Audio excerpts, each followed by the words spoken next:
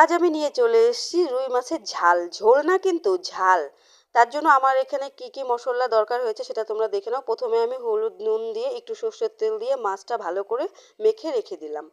এবার আমি মশলা দেব কি কি, পেঁয়াজ বাটা, আদা বাটা, রসুন বাটা, জিরে বাটা, ধনে বাটা, টমেটো বাটা, আর হচ্ছে লঙ্কার গুঁড়ো, এদিকে কাঁচা লঙ্কা কুচিয়ে রেখেছি, আর ওইদিকে পেঁয়াজ কুচিয়ে রেখেছি। এবার মাছগুলো আমি ভালো করে ভেজে নেব একটু কড়া করে। মাছগুলো আমার ভাজা হয়ে গেছে, নামিয়ে নিলাম। তারপরে আমি দিয়ে দিলাম পেঁয়াজগুলো। সেই তেলেই কিন্তু আমি পেঁয়াজগুলো বেরেস্তার মতো ভেজে নেব, যেটা বিরিয়ানিতে দেয়। তো আমার ভাজা হয়ে গেছে, নামিয়ে নিয়েছি। এবার আমি সম্বারে দিলাম গোটা গরম মশলা, তেজপাতা, লং, দুটো গোলমরিচ দিয়ে ভালো করে নেড়ে চেড়ে আমি সবগুলো মশলা কিন্তু এখানে দিয়ে দিচ্ছি। তোমরা দেখতেই পাচ্ছ, আমি আগেই বলেছি কী কী মশলা ইউজ করছি। আমি কিন্তু ধনে পাতাও ইউজ করেছি, যেটা আমাদের এখানে বিলাতি ধনে পাতা বলে, তোমাদের ওখানে কী বলে আমি জানি না। আর এবার সব কিছু কষিয়ে আমি ঝোল দিয়ে দিলাম। আমার ঝোলের জলটা ফুটে আসার পরে আমি মাছগুলো দেখো দিয়ে দিচ্ছি।